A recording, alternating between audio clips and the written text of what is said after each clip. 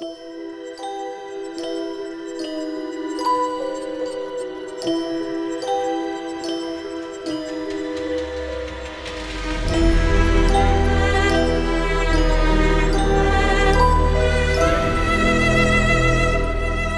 back. And now for part 2. And I was telling people I'm going to direct Buffy the Vampire Slayer. People were like, what? Some people remembered, oh, yeah, it was a movie, but the movie didn't do very well. And then, of course, when I met Joss and he talked about it, that no, it hadn't. And he was not really that happy with the way it turned out. He wanted to tell that story, but he wanted to do it himself and do it the way he thought it should be done. So I got the gig. Now, it was the first episode, but it was not a pilot. No, because there was an unaired pilot that had been shot. Right. And it was just a 20-minute presentation that Joss had done himself. And there was a different actress playing Willow.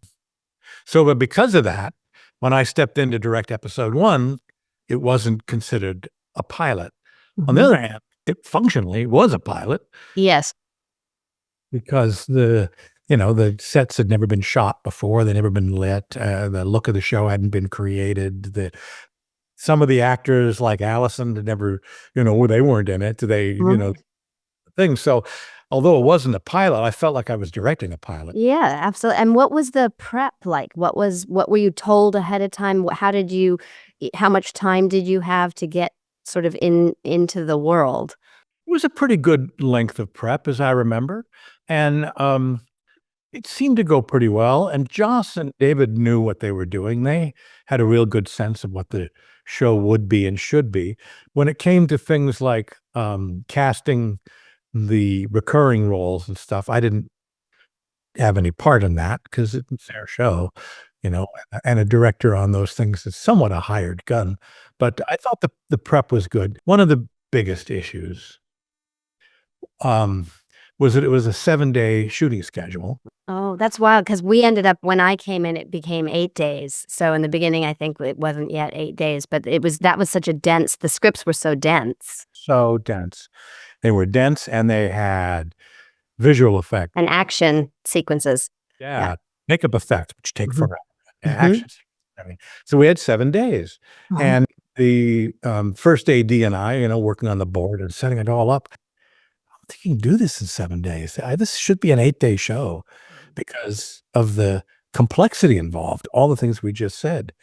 And they were adamant. They said, no, we only have 7 days. We've got to do it in 7 days. And the first AD and I, we felt pretty firmly that it's going to be really, can't do this in 7 days, especially the first one, because it had never been done before. Sets like, you're not in a groove yet with any of the departments either. Like the Bronze, which was a beautiful set, had never been shot. It hadn't been lit. There was a little bit of pre-lighting, but nobody knew how to shoot it. We were inventing how to shoot the sets that hadn't been done before, and that takes time. Usually that stuff is worked out on a pilot, which typically for a show like this would be a 10-day shoot, because you do have time. Then you would have time to go on the sets and work it out and work out the details of the makeup and the look of things like, if you're going to be cutting to hell, what does it look like? All of that stuff, which we didn't have. And the shoot was tough. The shoot was really tough. The first episode does really distinctly establish the world visually, tonally, the camera work, like all of the aspects of it. How did you get that? It sounds like within 7 days, but how did that happen? How did you do that magic? Well, yeah, thank you. No, I just, you do your homework and you think about it and you figure out, how am I going to do this and how am I going to give it a look? And I think Trick or Treat had been a really good experience for me. I'd learned a lot shooting that. Bob Elswit was the cinematographer on that. Great Robert Elswit. And I remember how we did some of that stuff, which had some of a similar kind of feel to it. And I'm not particularly enamored of shooting close-ups, maybe a little tighter than you normally would. Get a close-up, more like a feature film where you'd come in and a little tighter, and that's why I did the close-ups that way, and I remember when we got to the cutting room looking at it and thinking, "I don't know if that was a good idea." But, I was trying it out, and then I realized from watching later episodes of Buffy that they kept that look all the way through, and I'm looking back thinking, "Well, I'm not sure if I had it to do over again, I'm not sure I'd do it." I love that because it actually brings you so closely into the characters, and we're meeting them for the first time, so I think that deliberate choice, like, your intuition was leading you to That's what I was something. yeah, you Yeah. just go by intuition, you really do, and again, I wanted to make it feel like it's important that these be real kids having a living a real life, drawing even on, the high school, what we did in American Graffiti, what that was like, and I wanted to try to get some of that feeling in I wanted some of the group conversation scenes to be a little sloppy, not exactly like George Lucas did them, but to get that just feel like you're really in a high school and I worked on all that. I worked on the Steadicam shots, those were fun. I got to do a couple of those. However, we had a terrible time with the schedule. We're doing the best we can here. And, anyway, I went a half a day over. Which is nothing, I mean, considering yeah. Well, it ended up to be 7.5 days. The thing that you're talking about also in terms of the realism that, was so important to strike, I feel like that it's critical to strike it on a show that's using supernatural forces, like, you have to have that grounded reality to Well, the make to so that you will go on the journey with the rest of the lore that's around it, that's really, really important. Absolutely, it's that grounding of the supernatural stuff. You have to do Mhm. that. I Mhm. abs and, again, I think I did that on Trick or Treats too. I had the same idea, and we did on I tried to do that on Buffy the best that I could. Now, I think the other thing about Buffy was I was working with actors who really had very little experience. Well, Sarah didn't. She was an old pro. Sarah and Allison had been kid actors, but a lot of the actors, it was their first time ever on a Nicholas set for sure. playing Xander, he had never Mhm. really done anything, and David playing Angel, Mhm. he had his first scene, I think, ever by episode, and I remember him coming to set, and I just thought, "This kid is terrifying." Like, he doesn't Did you have any rehearsal other than camera rehearsals? Did you have any time with the actors to rehearse and sort of flesh things out or none? I might have had a we might have had a table reading kind of thing Mhm, early. mhm, Can't remember. mhm, I don't remember. We might have, um, with mhm. just the leads, but I do remember David, being just not really knowing what to do, and me really and I bumped into him many years later at one of those Hollywood parties, and he thanked me for getting him through that first day. He was really sweet about it. He said, "I really did not know what I was doing, but thanks, Charlie." And I said, "Well, and you wanna help a young actor. I was a young actor myself who didn't know what I was doing, so you wanna help those people. But then, the other side, the flip side is selfishly, I'm a director, I gotta get through the day, I gotta get this act through this Right. I gotta get this actor through the scene and get him to give the best performance he possibly can. And for you with your own directing, what was your mission statement to yourself going into this job? Did you have a sort of goal or something that you wanted to achieve and were looking for creatively? I really wanted it to be plausible, and I wanted the characters and what they were going through to be honest and real. And then you can have all the monsters and demons and stuff that you want, but ground it in the reality of teenagers. So these kids have to really be going through that. When Buffy's got her scenes with her mother, I these have to feel like a real scene between a teenage girl and her mom. And don't play this not don't play anything campy about it. Don't play it all for truth. And how was it directing Sarah? How was it working with Sarah and with Allison? A dream. Just that. Sarah's like, she's great. She was such a pro. She knew Mhm. exactly what Allison seemed to me a little more insecure, Mm. and I felt like she needed a little bit more working with. Well, it's Sarah also her character, her well, character that's is also the also that, character. right? Yeah, Yeah. but then she would do things. She'd have these lines that she could make work in a way that I don't know any actor that would have made that choice, and it's brilliant. She just looks so appealing and quirky and odd that you just almost kinda stand back and let her go. There's a long scene at the Bronze where she and Sarah are talking back and forth, and it's like, go it's gotta be two-page, three-page Mhm. scene. Yeah, which is Dialogue. big for television. That's a really long for our listeners that don't know, like, that's a long Right. scene for a television scene. Yeah, exactly, and another thing that Joss did all over that, I don't know if he ever started doing differently, but he would write dialogue that would go on for pages with no blocking, no idea of staging, no anything, so it was up to me to figure out how to stage it, 'cause he'd just give the dialogue. There'd be no business or anything, so I'd have to, okay, give them some kind of And business. You did can't the actors bring some of that themselves as well, or were you pretty much, blocking it in the first episode? it depends on who you're talking about. Sarah would bring her own stuff, so on, and Anthony, who played, Giles, he's a total pro, and he'd do all that kinda stuff, but then the other younger actors, they really wouldn't know, so I would have to try to come up with things, but, like, I had this long three-page scene between Sarah and Willow, and, um, I just and I didn't have much time either, so I just sat them at this counter or bar together and just shot it kinda 2 ways. I just let them talk. I thought, "I don't know if this is gonna hold," but I think it is because of how interesting the 2 of them were, and they didn't know each other, so they hadn't really developed the chemistry that I think that they even developed better and better as the show went along. But, that's funny because you out of time or whatever, maybe just did the 2 angles, but what actually is really good about that is it gives us time as the audience. I mean, I later was on the show, so I wasn't the audience, but it gives the audience the time to get to know these characters without being distracted by, too much happening with the camera. You're really just getting inside what is the relationship, what are we planting the seeds of this relationship for it to grow from here? The other thing was that the dialogue was so good. The dialogue was so smart and clever and actable that I thought, "Okay, we'll just let them act it." Okay, the other thought in the back of my mind, because as a director, you have to think of these things, was if we wanna get in there in the editing room and take the middle of this scene out, we can.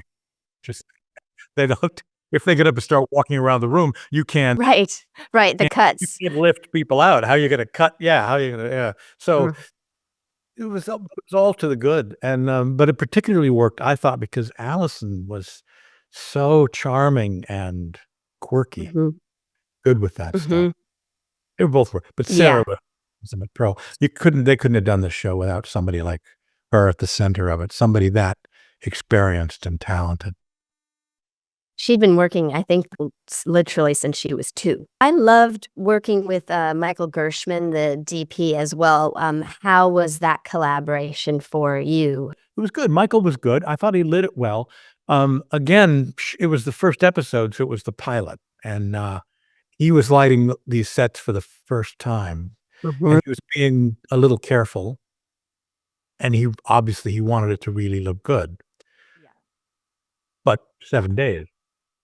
Yeah, he really had a filmic sensibility, especially with the sort of, vampire world and, that sort of darker, world with the master, and ho for you, had you worked a lot with prosthetics either as an actor or a director? Because you alluded to the fact of it taking time, obviously for the process of doing the makeup and stuff, but, that's also something in terms of how it's lit for it to be effective and all of those things. Had you done a lot of work with prosthetics prior? No, I hadn't done a lot. We had some on Space Above and Beyond, Mhm.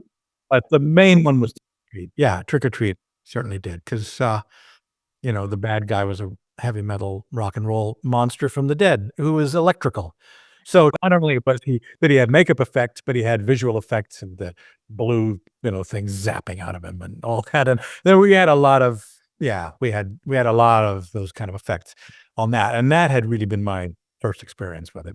What was it like shooting at the practical, Torrance High School for Sunnydale High when classes were going on? I know, right? That was Yeah. crazy. More of a problem for production than it was for me exactly, because we just had to work around it. But, it seems like we would get areas of the school they could keep people out of and we could shoot. Don't Mhm. remember exactly, but we managed to do it. We managed to work around it. Um, but it wasn't the easiest thing, but, it's expensive to try to shut down a school. It's expensive to try to Mhm. so Mhm. And it is visually such a great school. It's been used in so many other things as well. and we'd had the interiors built. We had Mhm. Yes.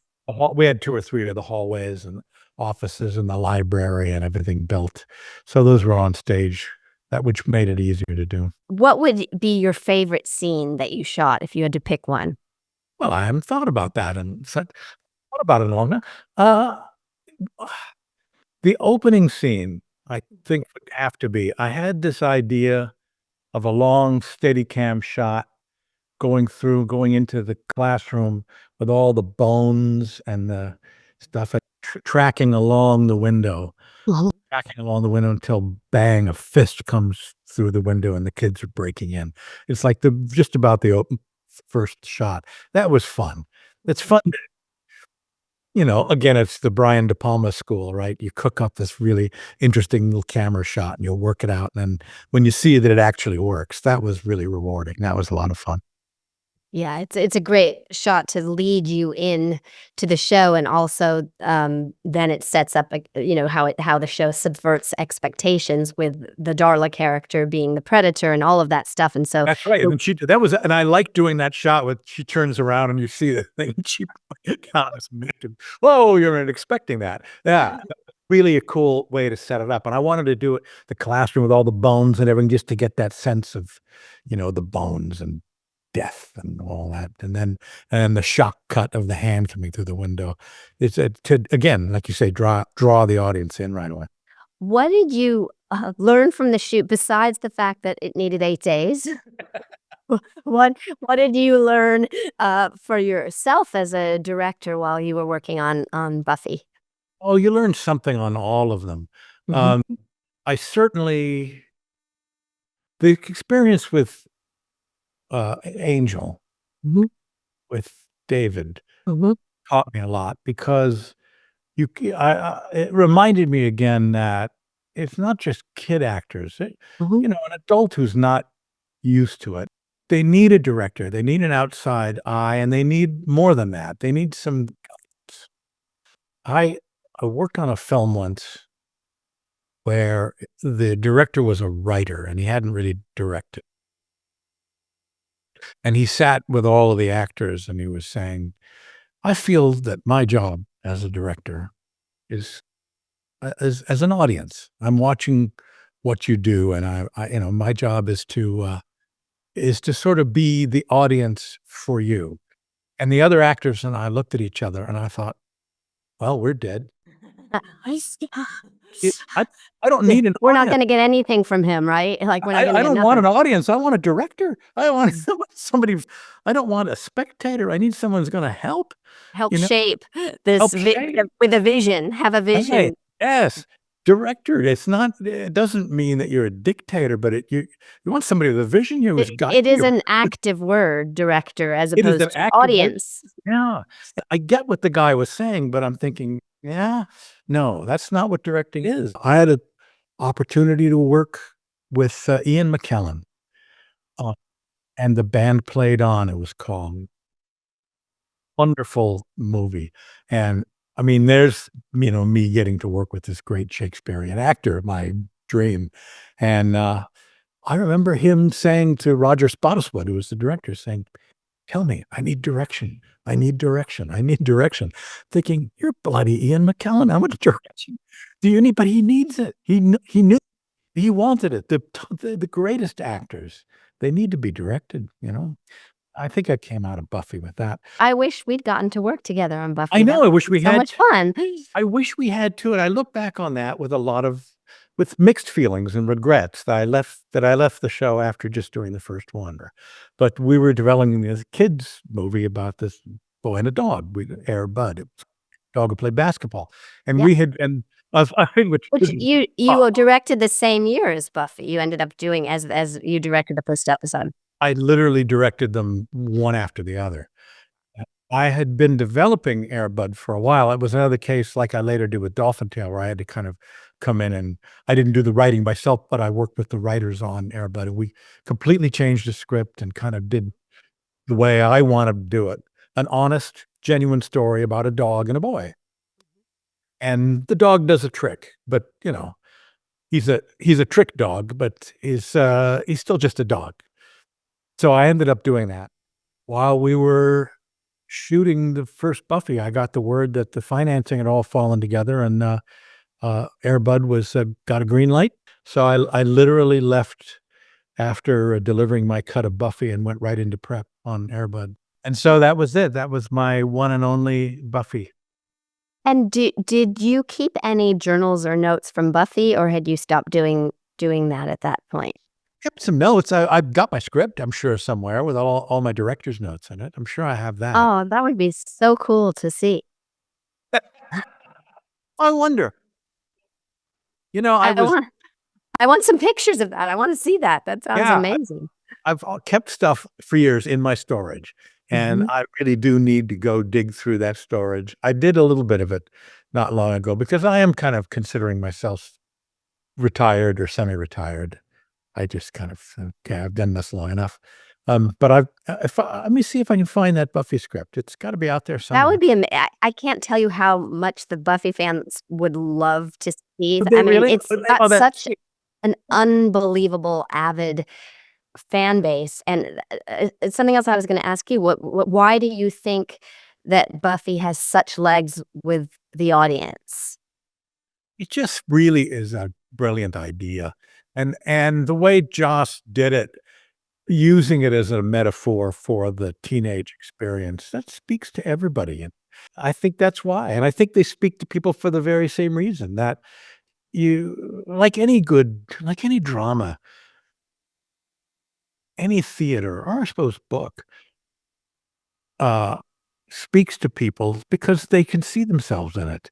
They see that play and they say, "Yeah, I know exactly what that character's going through. Oh, I've felt that way too." I mean, it is that basic connection that we all have with the theater or a movie or a TV show. Mhm. And Josh captured it really well on Buffy. And I certainly was grateful to be able to be the first one to put that TV thing on screen. Besides the opening scene, was there another sequence where you felt like everything really clicked and had a sort of fluid, way of unfolding and worked out even better than you were hoping it would? Was there anything else in the show that you can think of? I remember doing some stuff, that scene in the alleyway with Angel, which was kinda cool, and shooting that and wanting to make that feel like they're trapped and they're in this corridor and so on, and I remember insisting that they get up. I needed some E-fans out there to blow some leaves through this. I don't wanna can we and then I'm like, more leaves," just it's gotta feel like that, you know? Like a Twilight Zone episode. I kept looking back at how much I love the old original black and white Twilight Zones, which did the same thing, by the way. Real people having real Mhm, problems and going mhm. through genuine things, but in a backdrop of a supernatural story. That's Absolutely. pretty much what Buffy was capturing. So we've already shared our stories about this. The central metaphor, as you've been talking about, high school as hell. Was that something that you related to, whether it was high school or a different time in school where you had, that kind of experience? Sure. I mean, not specifically, but I remember what it's like to be a teenager and growing up and what high school is like, Mhm. and I remember the hellish moments of it, and again, hearkening back to American Graffiti, where that's what George was doing in that movie, and that's what Joss was doing in Buffy, and I felt like, you know, these are guys who are really capturing the nightmare, the highs and lows and everything of high school. So yeah, I was very aware of that and trying to make sure that I got that. And again, honest performances. That to me, and shooting it in a way that was real. Don't play into the supernatural of it. These are real kids having real problems, and get to the reality of that, and then all the supernatural and the visual effects and the vampires and all the stuff. That'll take care of itself. That's in there. But get the heart of the truth of, yeah, high school is hell. I played, Drusilla, the vampire character, and I never thought of her really. I didn't flesh out the vampire elements, I just the human elements are what was about, finding the stuff that's dimensional and relates to the human condition, for all of us, so instead of thinking about it as a supernatural being one way or the other, really. That's exactly the right way to look at it. Absolutely. Mhm. Mhm. Oh, I would have enjoyed directing you. We would have, I would have know! I just sat know. around and laughed. You wouldn't have had to work too hard. Is there a high point of your own high school experience that you remember and can share? Oh, there's so many, high school is all highs and lows. I certainly remember a lot of them, some of the friends that you make and the experiences that you have. Growing up in the San Fernando Valley, my buddies and I, we'd drive up to Chatsworth and hike around the rocks up there and talk about the meaning of life and, read Stranger in a Strange Land and, do all these things exploring, sitting in the lawn outside of the uh, multipurpose room where you're putting up the school play and everybody playing guitars and singing Bob Dylan and Leonard Cohen songs. It's a magical time. Yeah, you painted that so well, I feel like I was there. It And feels like yesterday sometimes. if you were to say a high school low, what was a high school low experience that you had? Oh, there's so many of those too, but, well, they're all emotional, that crazy, you know, mad person you're in love with that moves away or, what or whatever, or you see her, she's off with another guy and, you think, I can't my heart is break I will never survive this. How can I go on living, You Yeah, ever it's think so about dramatic, it? right? Oh, So yeah, overly. exactly. Yeah. It's bad enough to be a teenager, but then to be one who's an actor and into drama anyway, it's just leads. It leads. And Yeah. then the highs, and then somebody saying, "Hey, an agent came to see you, playing Sancho Panza and wants to sign you to a contract." And then, then the flip side was my father telling me, Don't do it." Mm. "I don't think it's a good idea," he said. It's because he grew up around he'd been in Hollywood all those years. Right, Said, right. know a lot of actors, and they basically they're unemployed. They're on the unemployment line, and they might get a part now and again, and then they're not working, and he said, "You're Charlie, you're smart. There's so many things you could do. You don't wanna be an actor." Did he come around at a certain point when he saw you were working and loving what you were doing, or did he always feel like, "I don't know about this?" Yeah, he did. He finally said, "Oh, wow, yeah, that's pretty good." But I always have that voice in the back of my mind, having something to fall back on, He always said Mhm. 'cause he knew it. He understood the business, and it's a tough business. I feel like I've managed to make it all the way through, but mostly unscathed. Have you ever felt like an outsider trying to fit in at any point in your life? Always. Oh, yeah, always. I think it was hard for me as a kid, Mhm. and one of the coming back from France, speaking French and trying to go to school in the valley, and they were gonna play dodgeball. I've never heard of dodgeball. What is that? I I don't know. think dodgeball is so cruel. I I think it's think a it is too. terrible. I remember thinking Yeah. that. Oh, it's I so I we just don't understand. I never played dodgeball, but I think it's a horrific idea to throw a ball as hard as you can at hit the somebody. other. I Hit mean, as many people as you can, as hard as you can. terrible. I remember thinking, "Well, they wouldn't have done this in Paris." I don't No, it's like a medieval torture sport or something. it's torture thing. But I was also always younger than the other kids in my class. And I was always shorter, and I was always, so I often felt socially awkward, like, I'm just, and I always had friends. It wasn't too bad, but no, I definitely had those kind of low points. It's funny, once I started working professionally and I was playing 16-year-old kids when I was 18 or 19, and I was playing 14 and 15-year-old kids. Finally, being young and looking young and being short kind of paid off finally. It's Right, all those things that had caused you some Sturm und Drang yeah, younger, you're exactly. like, "This is actually really good for me." That's right. This is actually good for me. All my buddies who are just as good as I am, but they're 19 and they look 19, Mhm. their roles are being played by a 27-year-old kid who looks 19. Right, right. Sarah's character has, ends up developing her posse and finding her group of friends. Who was your posse in high school? It sounds like the theater and music group, and then who's your posse now? I know, it was the same it was the kids, yeah, Mhm. the drama kids, the and I knew the drama kids at the other high schools better than I knew kids in my own high school who were not in the drama department. I knew the kids at Hollywood High in Birmingham, and I knew the kids at Taft, and I knew, at Van Nuys High School where, I at it's there's a real camaraderie in the LA high schools among acting students. I think there still is among drama kids. And I think that will be a lot of those kind of people are still my friends. I don't really hang around much with people in the film business, although there are some people that I have lifelong friendships with. But a lot of my some of my lifelong friendships go back to when I was really young, really just a little kid, and, some people from high school too, college. My Which college is buddy gonna great, right? Because 'Cause you've gone through so much together through the journey of yeah, life together. absolutely. One of my best buddies in college is gonna be here in a couple of weeks. He's gonna stay for a while and kind of, Sahara in the desert. He became, the head of, the arts department for the, Pennsylvania, state government. Nice. Yeah. What do you call that? He's an arts administrator.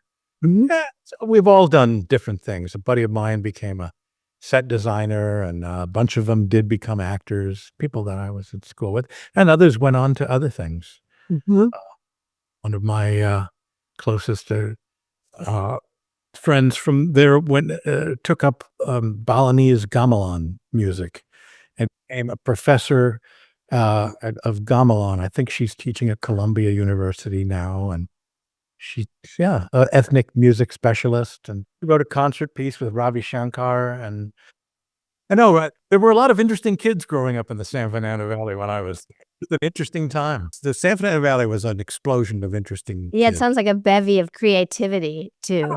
And all brought about by, the Vietnam War and those movements, and we were all shaped by, the assassinations of Bobby Kennedy and Martin Luther, all and the art, there was a flowering explosion of art in those days, theater, back to David Mamet and all that stuff. That, and then all the interesting films that started to be made, how many times did I sit and watch The Graduate? Well, you were, coming of age into being a performer and, an actor at the time when it was really also, like, character-driven movies and television, everything was so much, because of the climate that you're talking about. Absolutely right. It really was. And a lot of and the studios didn't quite know what movies to make anymore around period there where they weren't sure. They didn't trust themselves because the old model of whatever they'd been doing in the '50s wasn't really working. And, then there were all these young maverick filmmakers that wanted to do things differently, and the studios just kinda let them because they didn't know what to say. So you had George Lucas and Spielberg and Coppola and, all these guys. It was the same thing with the music business at that time. I remember hearing a story about an agent who had both Pat Boone and then some, like, grassroots hippie, I forget which musician it was, but basically it was like, "I don't really know, but these are seem kind of interesting on both Got ends of the Pat Boone spectrum." here, I've got Iron Butterfly here, Yeah, I've yes, got Vanilla Fudge, and but that I've makes for uh, really good, art yeah. and music and movies and, That was true literature. in the same thing that was happening in music too, was that Mhm. really the record companies didn't know. They didn't know what would sell. They didn't have a formula that they felt would work, so all these bands come and they could play on the Sunset Strip, and you'd have, Buffalo Springfield and the Byrds, and you'd have, all these different people playing that nobody knew what to make of it. Who's this? Who's this Neil Young guy? What is? And then suddenly, oh, well, that's a good song. Oh, and there's another good song. Oh, and Jim Morrison and the Doors. Oh, yeah, they're good. All these kids just doing whatever they wanted to do, whatever they felt, and the blossoming of creativity in the '60s has really been unmatched for a long time. So what else is a big part of your life these days? Oh my gosh. I'm just kind of taking it easy. I've enjoyed talking about all this stuff with you guys too, because it helps jog my memory too. And I am starting to write all that. But I love to travel. Where have you traveled recently that you've liked going to? I love travel in general, and I'm back in France whenever I can be, and I'm often up in Canada, and I was up at I don't know if you know Whistler up above Vancouver. Yes. Uh-huh. Resort, but spent last December up there, and Lovely. nice film festival, and they gave me a little I saw that. A lifetime achievement, right? lifetime, yeah, something like that, lifetime achievement, career achievement, yeah. Now, if you get old enough and they hang around and you're still working, they get these things. It's sweet. It was really sweet of them, and, so much of what I have done is in Canada. I really consider myself a filmmaker as much as an American. So, is there anything that we haven't asked you that you would like to talk about or that you would like to share? I think you guys have asked me so much. Like I said in my note to you, you guys know more about me than I do. I can't think of anything that I could possibly add.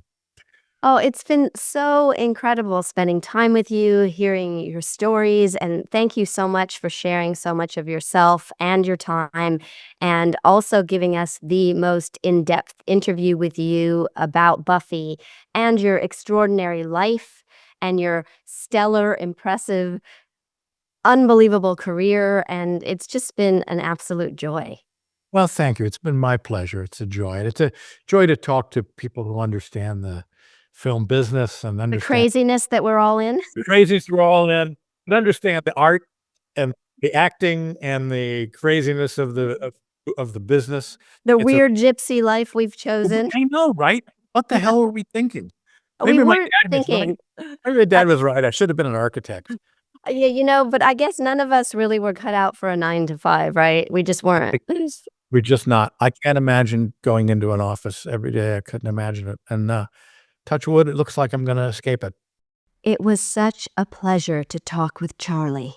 We haven't had the opportunity to work together prior, and now I consider him a friend.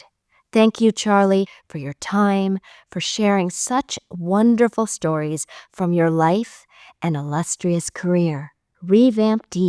If you'd like to hear 35 minutes of additional interview covering everything from acting in Starman to working with Peter O'Toole to behind the scenes on The Untouchables, Charlie's brilliant directing of Snowwalker and Stone of Destiny, which he shot partly in Westminster Abbey, and so much more, please visit our Patreon page. We will see you next week when we'll do it again. Until next time, rewatch, revamp, reinvent, and be remarkable you.